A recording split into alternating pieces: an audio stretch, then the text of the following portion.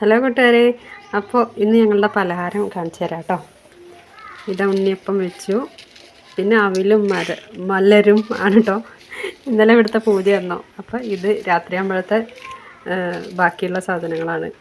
ഇന്ന് പലഹാരം ഒന്നും ഉണ്ടാക്കിയില്ല. അപ്പോൾ ഇത് ചിക്കൻ വിളമ്പ് പറ ചിക്കൻ്റെ ചാറും ഉണ്ട് കേട്ടോ. അപ്പോൾ ഇതാണ് ഇന്നത്തെ ഇവിടുത്തെ പലഹാരം. ഇന്നലെ രാവിലെ ഗണപതി ഹോമം ഭഗവതിക്കുള്ള പൂജയ്ക്കായിരുന്നു.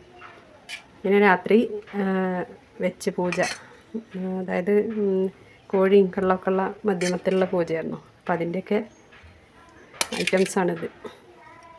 അപ്പം ഇങ്ങനെയൊക്കെ കഴിച്ചിട്ടുള്ളവർ ഒന്ന് കമൻറ്റ് ചെയ്യണം കേട്ടോ. കഴിച്ചിട്ടുള്ളവർക്ക് ഇത് കാണുമ്പോൾ ഓർമ്മ വരും.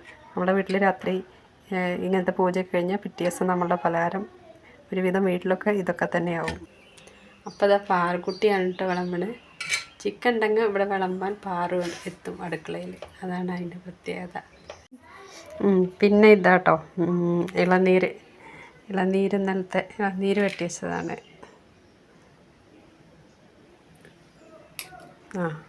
അപ്പോൾ അത്രയേ ഉള്ളൂ. വീഡിയോ ഇഷ്ടപ്പെട്ട ഒന്ന് ലൈക്ക് ചെയ്യണം, പിന്നെ കമൻറ്റ് ചെയ്യണം.